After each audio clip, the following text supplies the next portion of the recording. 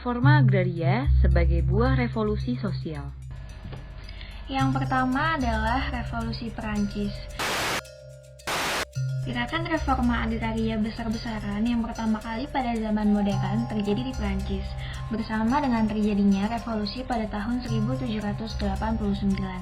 Permasalahan yang dihadapi yakni sistem penguasaan tanah feodal yang dihancurkan, tanahnya dibagikan kepada para petani, serta petani budak dibebaskan. Gagasan ideal ini ternyata sangat berpengaruh ke seluruh dunia dan mewarnai hampir setiap macam pembaruan yang dilakukan di berbagai negara lainnya. Kesan abadi yang ditinggalkan oleh revolusi Perancis dalam hal reforma agraria adalah dua hal yang menjadi tujuan pembaruan, yaitu yang pertama, membebaskan petani dari ikatan tuan budak atau serfdom dalam sistem feodal, dan yang kedua, melembagakan usaha tani keluarga yang kecil sebagai satuan pertanian yang dianggap ideal. Dampak dari gagasan ideal reforma agraria di Perancis ini membawa pengaruh luas ke keseluruhan Eropa, terutama Eropa Barat dan Utara dalam paruh abad ke-19.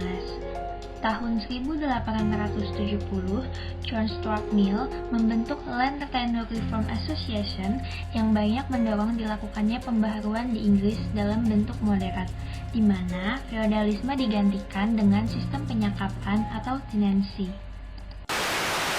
Selanjutnya, Revolusi Rusia. Revolusi Rusia yang terjadi pada 1917 diawali dengan lahirnya Stolpin Reform, yang intinya petani dibebaskan dari komune-komune dan menjadi pemilik tanah secara bebas. Stolpin Reform ini menyebabkan kesenjangan yang ekstrim antara petani kaya dan para tunakisma. Revolusi Rusia memiliki tujuan awal untuk pembentukan usaha tani yang dikelola negara. Namun, gerakan kolektivisasi tidak pernah dimulai sebelum akhir 1920.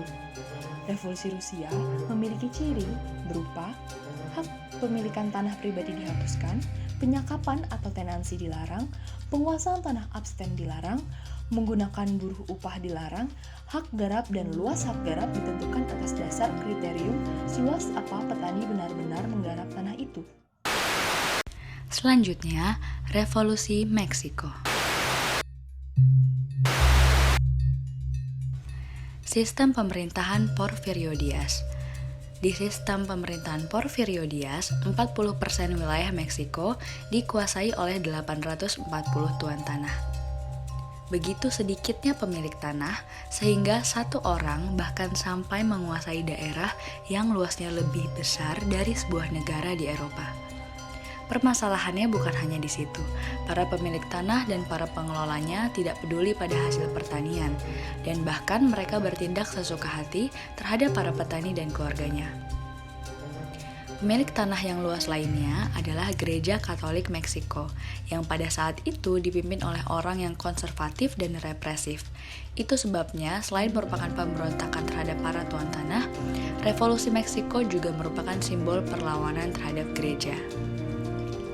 Di bawah pemerintahan rezim Porfirio Diaz hanya tertarik pada investasi asing, terutama Amerika Serikat dan Eropa, khususnya Inggris, dan mengabaikan perekonomian rakyat.